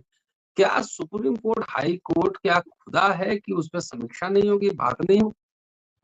ये भी सर देखिए सर, कितनी बार ये जो है लोकतांत्रिक देश में बहुत ही ऊंचे स्तर पर ये डिमांड हुई है कि जो कोर्ट के द्वारा कंटेम्प्ट ऑफ कोर्ट चलाया जाता है, आमतौर पर वकीलों पर ही ज्यादातर चलता है, उसको जो है ये प्रावधान खत्म कर दिया जाना चाहिए। कंटेम्प्ट ऑफ कोर्ट के बूते जजों के कुकृत्य जो है वो मतलब चादर के नीचे दबे रहते हैं, आपसे बता रहे। लेकिन वो कभी कभी उभरते भी हैं। मुझे याद है इलाहाबाद कचहरी में हड़ताल हो गई और कचहरी में वकील, चाहे वो डिस्ट्रिक्ट जज हो, एडिशनल डिस्ट्रिक्ट जज हो, जो जो लोग पैसा लेके जजमेंट लिखते रहे हैं, सबको नहीं, केवल उनके कोर्ट में जा जाके कि तुम पैसा लेके जो है लिखते हो फैसला। और एक जज के बारे में तो मैं डिस्ट्रिक्ट जज के ही मैंने लेवल के बारे में बता रहा हूं, दोनों पार्टी से पैसा लेते थे। जिसका ज्यादा पैसा हुआ उसके पक्ष में फैसला देते थे और दिखा देते थे फैसला कि मतलब हमने ये लिखा है, ज्यादा दे दिया तो दूसरे पक्ष में फैसला हो गया। और वो उनका नाम उनके पिताजी ने सुभाष चंद्र बोस पर रखा था, मतलब कितना वो हाई पिच रखा था। और टोटल नाम था सुभाष चंद्र बोस लाल श्रीवास्तव। वो एससी बोस इलाहाबाद के जो है दीवानी कचहरी में कहे जाते थे। और जिस समय वो इलाहाबाद से ट्रांसफर हुए, आप किसी भी इलाहाबाद के आगे कचहरी में सीनियर वकील से एससी बोस को जो उस जमाने के पूछ लीजिए, हम सबके बारे में तो नहीं कह रहे। जब वो ट्रांसफर हुए तो उन्होंने 10 फैसले पेंडिंग रख रखे थे और उसमें तो उन्होंने जो है जिसको हराया उसका पैसा भी नहीं वापस किया, सब टोटल लेके चले गए। जिसने ज्यादा पैसा दिया फैसला पलट के उसके पक्ष में कर दिया। आपने बताया, इससे मेरा ख्याल है राकेश जी को भी इनकार नहीं होगा कि इस तरह की ब्लैक शिप सब जगह है। और ये पंजाब हाई कोर्ट में ही है कि वहां की एक जज नाम के कंफ्यूजन से उनके यहाँ जो है माल पहुंच गया था दूसरे जज के यहाँ, उसी के नाम लारी। हाँ, याद है हम लोग चर्चा भी की थी जी। और वो जो है उनको जो है सुप्रीम कोर्ट ने तब तक जज बनाए रखा जब तक उनका कार्यकाल समाप्त नहीं हुआ। अब सुनते हैं कि वो जो है वो हाजिर हो जो है अदालत में आवाज लगती है उनके लिए। पता नहीं खत्म हुआ मुकदमा कि नहीं हुआ, लेटेस्ट कोई ट्रेंड हमें अभी इधर पता नहीं है कि माल कहीं का था पहुंच गया कहीं। राकेश जी को पता होगा केस, वो हरियाणा का ही केस था। नहीं, पंजाब हाई कोर्ट का था, निर्मल यादव, निर्मल कुछ और, ये दो नामों का कंफ्यूजन है। चंडीगढ़ में पेंडिंग है केस अभी। हाँ, चंडीगढ़ में पेंडिंग है, बता रहे ना। वो तब तक मुकदमा नहीं था जब तक वो मोहतरमा जो है कुर्सी पे बैठी थी। हाँ, उनका जो है वहां पंजाब से उधर झारखंड या पटना कहीं ट्रांसफर हो गया था, आपसे बता।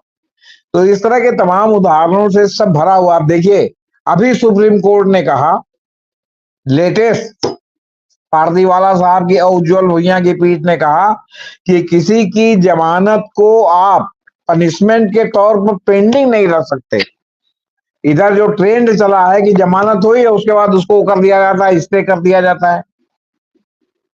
अभी भीमा कोरे गांव में एक महेश राउत नाम का व्यक्ति है जिसकी अभी मां मरी है, उसने जो अभी टेम्परेरी जमानत हुई, वो ऑलरेडी जमानत पर है। लेकिन जब जमानत मंजूर हुई तो ईडी ने कहा कि हम इसमें जो है आगे अपील करेंगे, तो उसको जो है स्टे कर दिया गया। अभी तक स्टे कई महीने हो गए, आपको बता।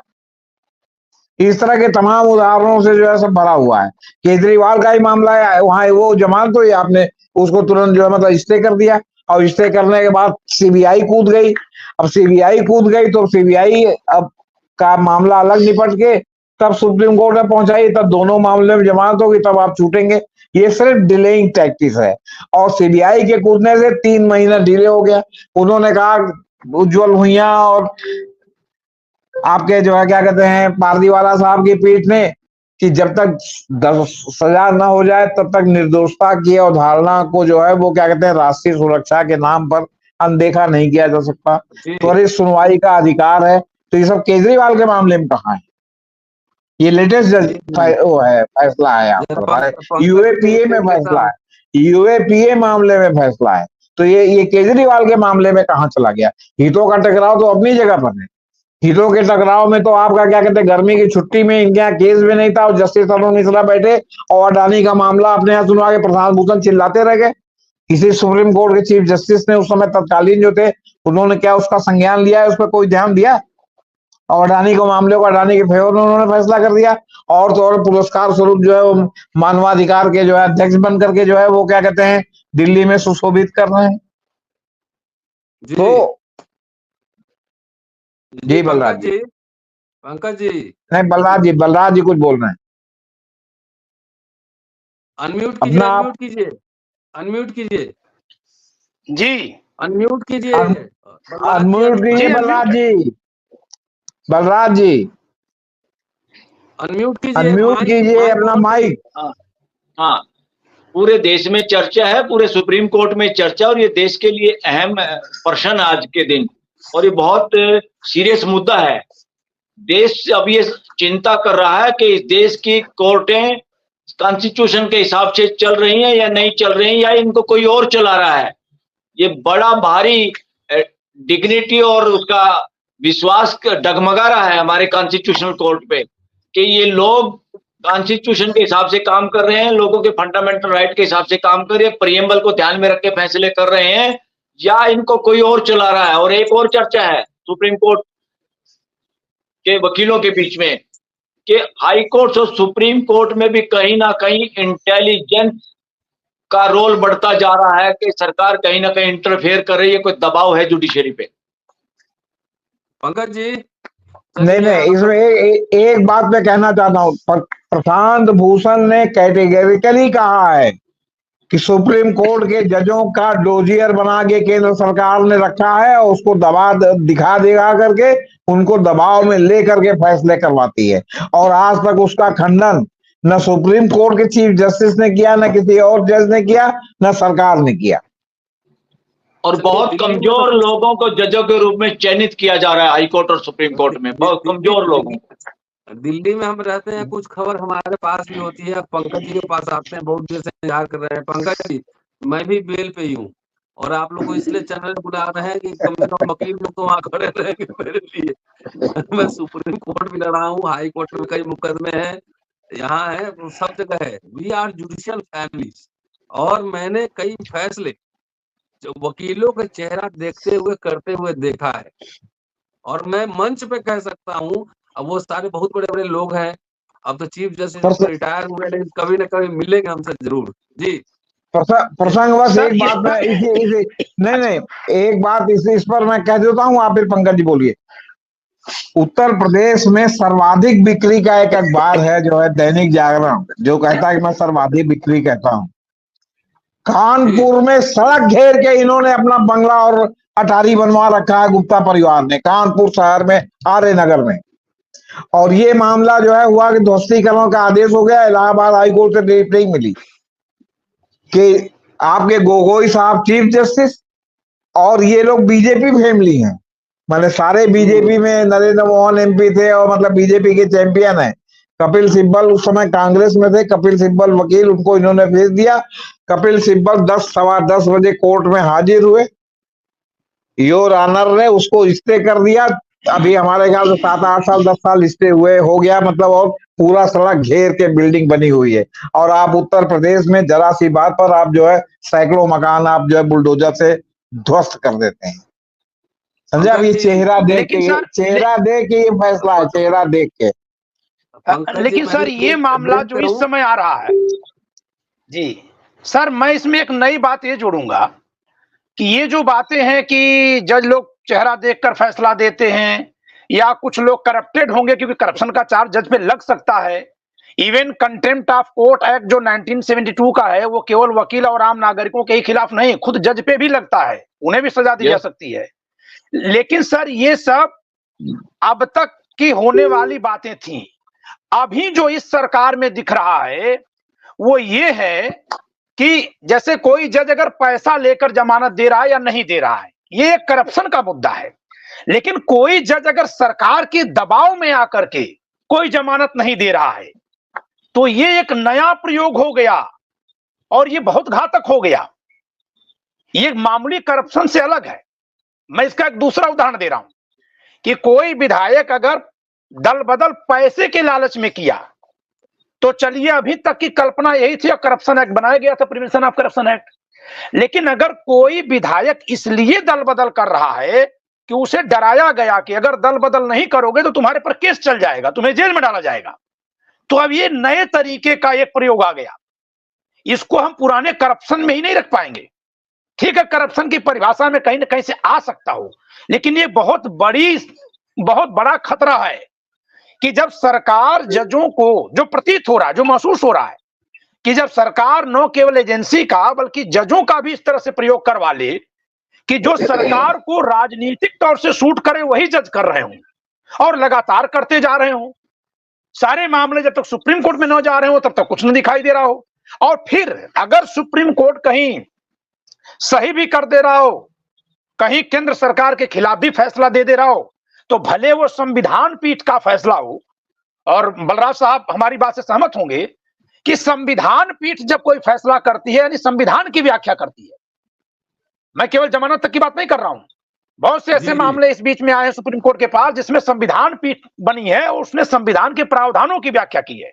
खासकर जो दिल्ली के लेफ्टिनेंट गवर्नर की पावर और दिल्ली के काउंसिल ऑफ मिनिस्टर्स की पावर की बात हुई थी कि ट्रांसफर पोस्टिंग कौन करेगा, उसमें संविधान के प्रावधानों की व्याख्या थी कि संविधान में लेफ्टिनेंट गवर्नर की पावर है ये सब फैसले लेने की, या कि चुनी हुई मंत्रिपरिषद के परामर्श से ही वो बाध्य है और तभी फैसला लेगा।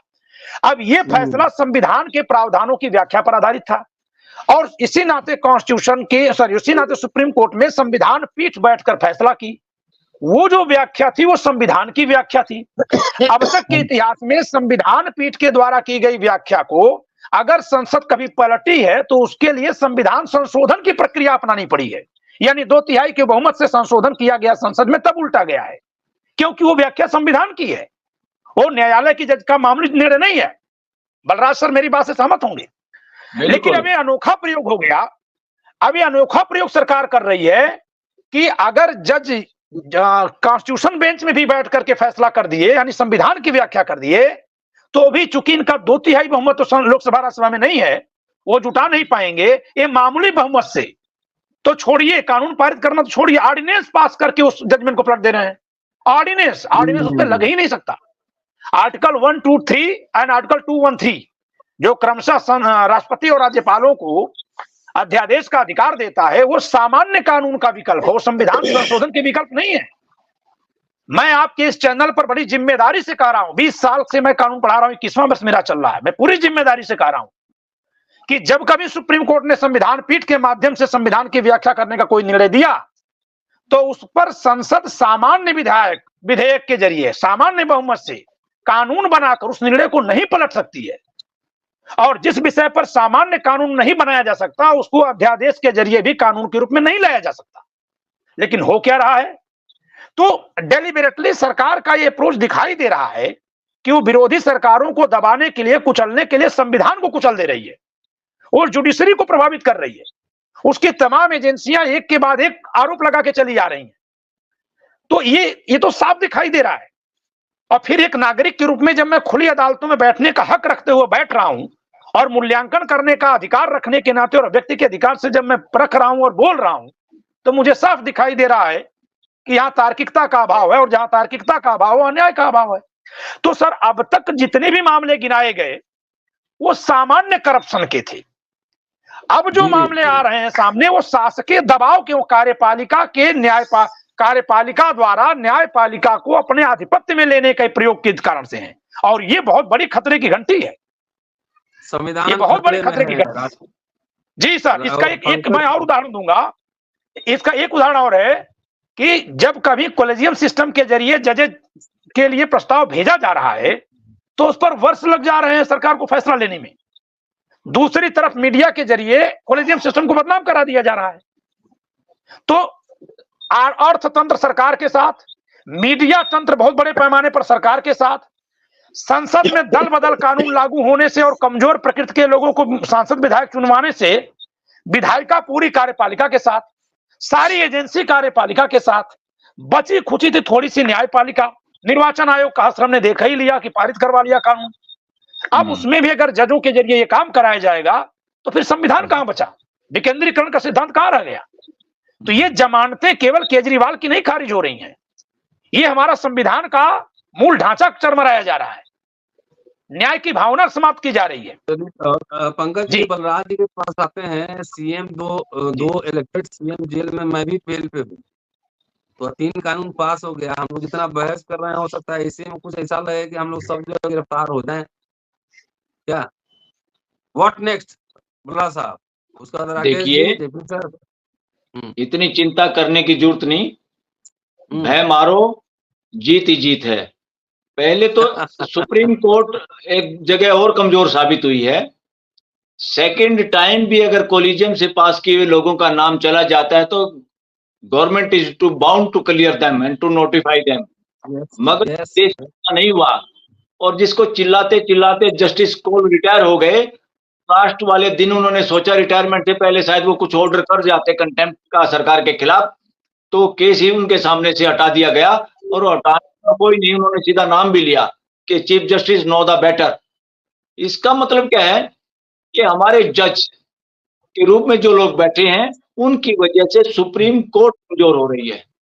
सुप्रीम कोर्ट अपना वजूद जो है उसको संभालने में भी फेल हुई है, और उससे ज्यादा जो सरकार इंडिपेंडेंट जुडिशरी के रास्ते में रोड़ा अटकाती हैं, बाधा पहुंचाती हैं, उनको कमजोर करना चाहती हैं, अपने इशारे पर नचाना चाहती है, दे आर एंटी कॉन्स्टिट्यूशनल।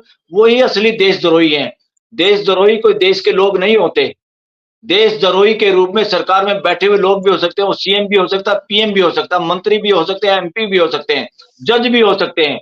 जो आदमी कॉन्स्टिट्यूशन के हिसाब से काम नहीं करते या उसमें रोड़ा अटकाते हैं, एक दूसरी संस्था को नीचा दिखाते हैं, काम नहीं करने देते उसको, वो भी देशद्रोहियों के नंबर सर्वोच्च स्तर पे वो लोग होते हैं देशद्रोही। इसलिए अगर जुडिशरी जितनी ये थोड़ा कंक्लूड कीजिए कि आपने जो मेमोरेंडम लिखा है, नेक्स्ट व्हाट, चंचूर साहब की तरफ से कोई रिप्लाई आया है? अगला कदम क्या उठाएंगे? राकेश के पास आता हूं, फिर जेपी सर। रिप्लाई तो वो देंगे नहीं। रिप्लाई देना शुरू कर दिया तो वो बहुत सारे लोगों के जो लेटर हैं बहुत सारे लोग लेंगे, हर आदमी लेटर का जवाब का एक्सपेक्टेशन करेगा। उनके नजदीक में वो जो स्टेटमेंट देंगे उससे रिफ्लेक्ट होगा, और अंदर खाने बहुत सारे सोर्सेज उनके अपने होते हैं, जिस तरह से वो मैसेज कन्वे करती है जुडिशरी ऊपर से नीचे की ओर। हमें पूरी उम्मीद है वो इस पे गौर फरमाएंगे। वो गौर नहीं फरमाएंगे, इस देश के वकील इतने मजबूत हैं और इतने जागरूक हैं और इस जागरूकता की ओर बढ़ रहे हैं कि वो हर चीज को टैकल कर लेंगे। अगर जुडिशरी, हमारे जज लोग भी इसमें कहीं पीछे रहेंगे तो we are bound to save the dignity of our judicial system. It is not on dependent only on the जजेज और on the chief justice of India. देश के लोग, देश की जनता ही सुपर सुप्रीम कोर्ट है। राकेश जी, ये बहुत शानदार बहस हो रही है, सिर्फ कानून में बहस हो रही है, मैं तो खाली मूक दर्शक बन के मैं सुन रहा हूँ। क्या टिप्पणी है? पहले लोग कहते थे कोर्ट में देख लेंगे, अब सुप्रीम कोर्ट के बहुत सारे ऑर्डर, हाई कोर्ट के बहुत सारे ऑर्डर सोशल मीडिया के जमाने में लोगों के सामने हैं, गांव-गांव में लोग उसमें चर्चा करते हैं। मतलब किस दिशा में जा रहा है? सर ऐसा है कि सबसे बड़ी तो जो हमारी विडंबना है वो ये है कि जिस व्यक्ति के लिए वकील पैरवी करता है और जिस व्यक्ति के बारे में जज फैसला करता है, उस व्यक्ति को पता ही नहीं होता कि कोर्ट में क्या हुआ, तो वो उसको सही है या गलत है इसका निर्णय करने में वो सक्षम नहीं है। अभी ऐसे वकील भी नहीं रहे जो फैसला होने के बाद अपने क्लाइंट को बताए कि इस वजह से ये फैसला किया गया, इस वजह से हम हार गए हैं। फैसला होने के बाद वकील लोग भी अपना सीधा सा उसको पत्रिका पकड़ा देते हैं। दूसरी बात ये कि ये जो सरकार है ये कानून में बदलाव करने के लिए जो है बड़ी इनफेमस है। मैं कहता हूं कानून में बदलाव कीजिए आप, तो ये कीजिए कि किसी व्यक्ति को जमानत गलत खारिज करने की वजह से अगर 2 साल या 3 साल या 4 साल या 5-5 साल तक जेल में रहना पड़ता है, उसके 5 साल की जिंदगी जवानी निकल जाती है, तो उसको मुआवजा क्या? सजा पूरा होने के बियॉन्ड भी लोग जमानती के बगैर ऐसा भी हुआ है रतन लाल जी। हाँ, ऐसा भी हुआ है, पर अमूमन जो है 2, 4, 5 साल निकल जाते हैं।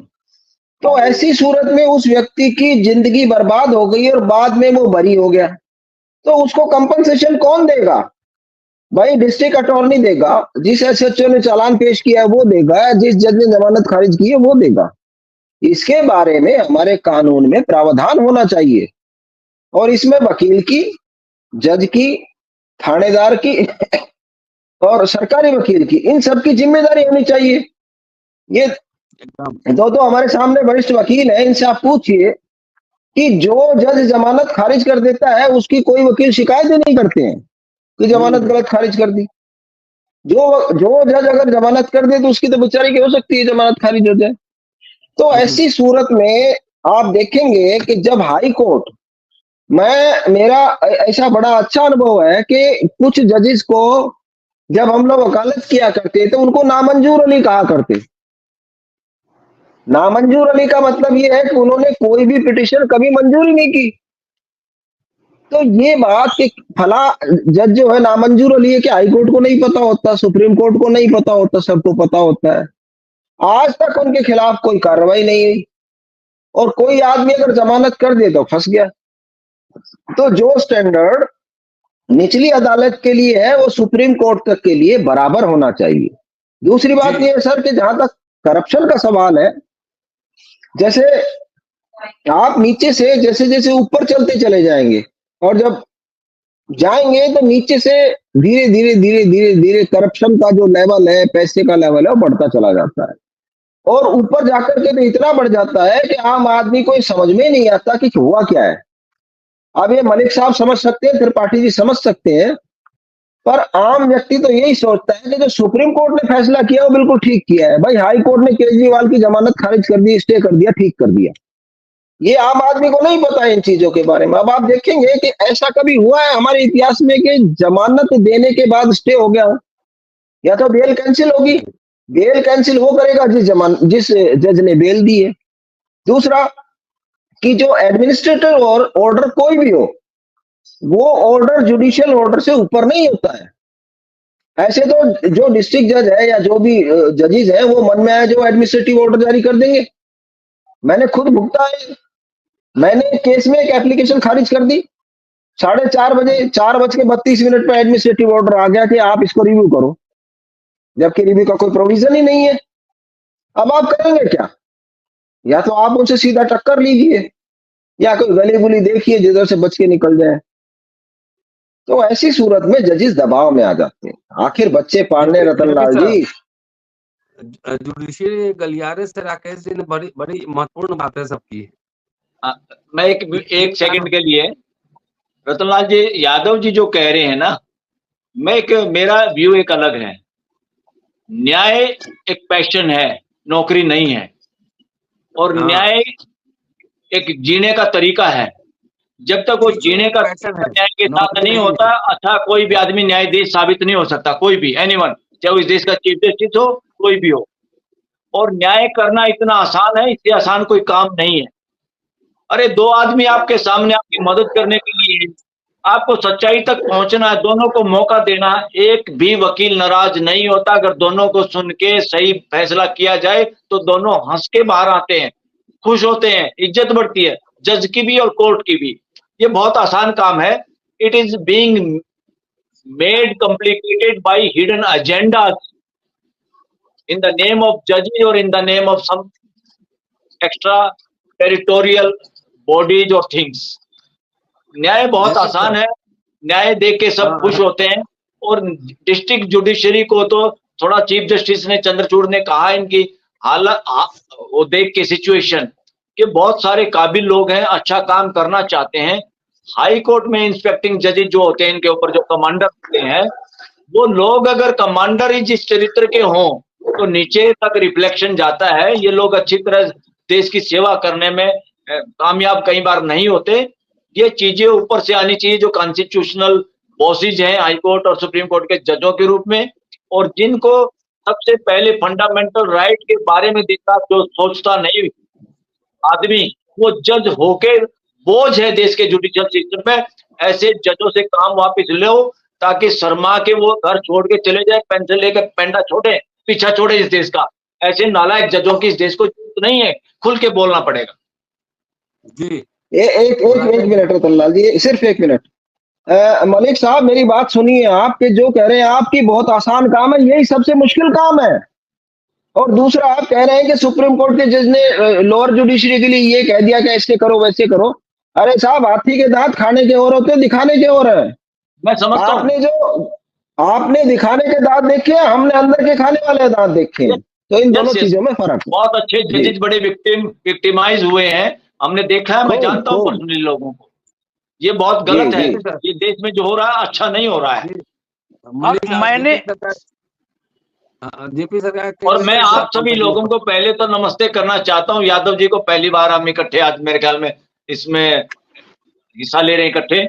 और त्रिपाठी जी को मैंने 1-2 बार इनके वीडियो में पूरे तो नहीं सुन पाया, पर मैंने सुने हैं। बहुत अच्छा प्रयास है आपका, ये बड़ी अच्छी भागीदारी है। और ये जो भागीदारी हम लोग सब करते हैं अपने अपने लेवल पे, यही असली कर्म है जो हम दूर बैठे बैठे एक दूसरे से लाभान्वित होते हैं या किसी अच्छे कल की उम्मीद कर सकते हैं। ये तो धन्यवाद दीजिए रतनलाल जी को, सर मिलवा देते हैं सबको। जी हाँ जी, मलिक सर और रतनलाल जी को जाता है, त्रिपाठी जी जो सबको मिलवा देते हैं, नहीं तो हम कभी जिंदगी में मिल भी नहीं सकते थे।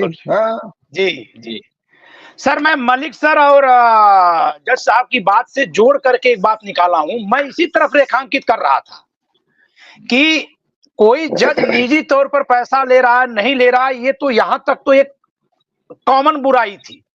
लेकिन हाथी को जो खाने वाले दांत के नीचे अगर उसको दबा करके कहा जाए ये निर्णय लो, तो वो तो कहीं बाहर दिखेगा भी नहीं कि क्यों ऐसा निर्णय ले रहा है। बिल्कुल। और ये अगर करवाया जा रहा है तो बहुत बड़ा खतरा है। मैं इसी नाते इस बहस को आज के मुद्दे को उधर ले जाना चाह रहा हूं। जैसे सर इसका एक बहुत बड़ा मैं दृष्टांत दे रहा हूं।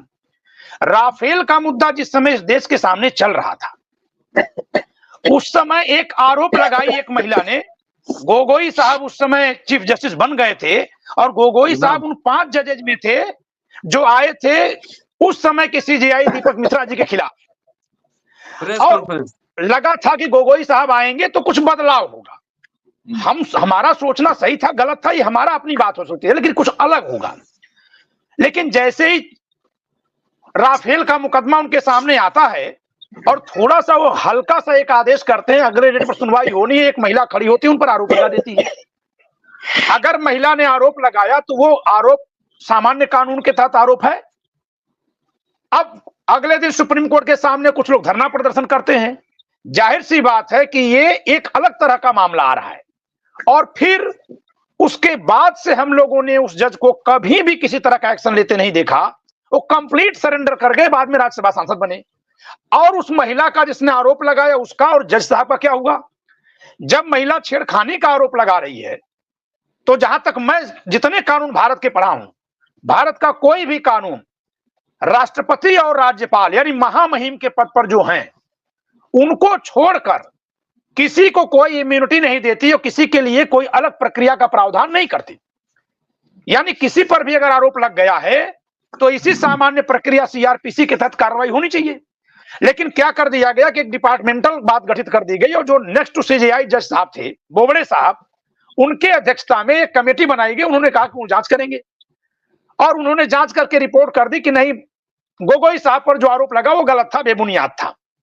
और बाद में जब वो सीजेआई बन गए और इधर गोगोई साहब रिटायर होकर चले गए, राज्यसभा सांसद बन गए, तो बड़ी दुर्भाग्यपूर्ण बात है ये, मैं सरेआम इस बात को बोल रहा हूं कि फिर उसी बोबड़े साहब की अध्यक्षता की कमेटी ने जब वो सीजेआई हो गए थे तो गोगोई साहब पर आरोप लगाने वाली महिला को भी क्लीन चिट दे दिए। ये कौन सी प्रक्रिया से हुआ था जी? तो जरा ये सोचिए सर कि अगर इस तरह से किसी जज को डरा दिया जाएगा, क्योंकि जज भी बायोलॉजिकल है, उसके परिवार के लोग बायोलॉजिकल है और सर वो खुद साइकोलॉजिकल है और समाज भी साइकोलॉजिकल है।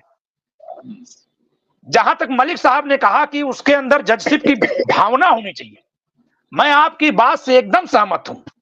लेकिन सर जज की भावना, जिसको जज के रूप में चयनित किया जाता है, चाहे कोई परीक्षा हो, उसमें कोई ऐसा मापदंड नहीं है जिससे यह परखा जाए कि इसके अंदर जजशिप की भावना कितनी है। जो दरोगा की भर्ती में जाता है उसकी लंबाई, चौड़ाई, ऊंचाई, कुदाई ये नापा जाता है, लेकिन वो कूदेगा किस पर्पज से? चोर को पकड़ने के लिए कि चोरी करने के लिए? ये नापने की कोई मशीन नहीं है सर। ये एक्सपेक्टेशन बड़ी पवित्र जी, ये एक्सपेक्टेशन बड़ी पवित्र है जी। और हम इसको रिस्पेक्ट दे करके जी, हम रिस्पेक्ट देकर आदर करके उनसे अपेक्षा करते हैं कि वो न्याय हित की बात करें। और एक बात सर और जोड़ूंगा आखिरी में कि अगर कोई जज के रूप में जज बैठा है, वाकई उसके अंदर जजशिप है, तो कोई हाथी का खाने का दांत, दिखाने का दांत उसका कुछ नहीं बिगाड़ पाएगा। बिल्कुल, हम लोग भी तो लड़ रहे हैं सर जी। हाँ जेपी सर, देखिए सर, सबसे पहले तो मैं त्रिपाठी जी को ये कहना चाहता हूं कि उन्होंने गलत संदर्भ में गलत उदाहरण दिया गोगोई का। ये मामला बिल्कुल अलग है और इस पर काफी बहस भी हो चुकी है। अलग से जब चाहे इस पर बहस कर सकते हैं। बहुत से तथ्य हैं जिनको आपने गलत निरूपित किया। राफेल के बाद का ये घटनाक्रम है, राफेल के साथ का घटनाक्रम नहीं है। अगर उसके साथ का घटनाक्रम जोड़ेंगे तो ऐसा लगेगा जैसे राफेल में ब्लैकमेल करने के लिए कराया गया।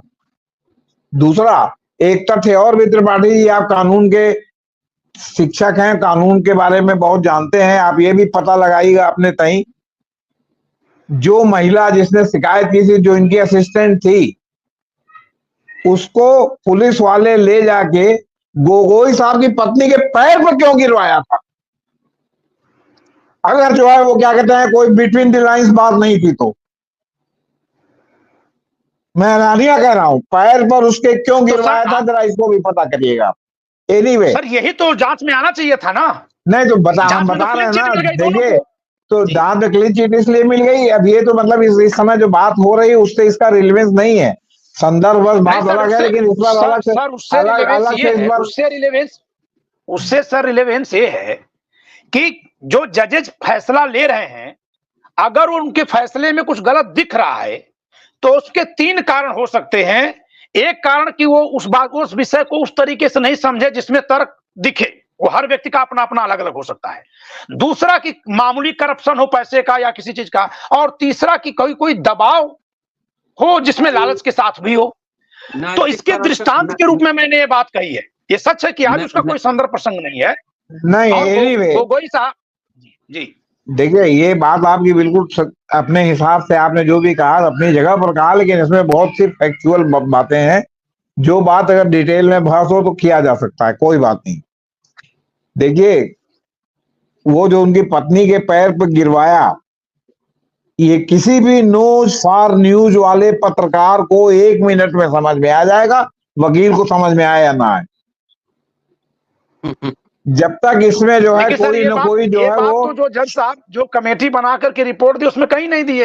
नहीं, तो वो ब्रदर जजों का मामला है ना। अब आप ये सोचिए विशाखा गाइडलाइन, आज इस मुद्दे पे कन्फाइन करते हैं जो आज आप लोगों की हाँ बहस का मुद्दा एक था। मिनट। देखिए यही बात इस संदर्भ पर जब उन्होंने कहा तो मैं 1-2 बात और कहना चाहता हूं। आज तक सुप्रीम कोर्ट में विशाखा गाइडलाइन के अनुसार कोई कमेटी नहीं बनी जो मतलब कार्यस्थल पर जो है वो क्या कहते हैं यौन आचरण का जो है जिसकी जो उसके परिधि में आता है। इस घटना के बाद भी हुआ कि बनेगी, वो अभी तक नहीं बनी है, आपके बता। वो बहुत सी बातें हैं कहने की। दूसरी बात देखिए ये है कि ये काटजू साहब का एक इंटरव्यू जो है सोशल मीडिया पर जो है बहुत वायरल है, जिसमें उन्होंने अपने वर्तमान चीफ जस्टिस के बारे में कहा है कि ये जब इलाहाबाद हाई कोर्ट के चीफ जस्टिस थे तो हर संडे सैटरडे इनका जो है दिल्ली में बीतता था लॉबिंग करने के लिए कि इनको जल्दी से जल्दी सुप्रीम कोर्ट में एलिवेट कर दिया जाए ताकि ये जो है वो समय रहते चीफ जस्टिस बन जाए। उसका भी आज तक खंडन जो है कभी नहीं आया।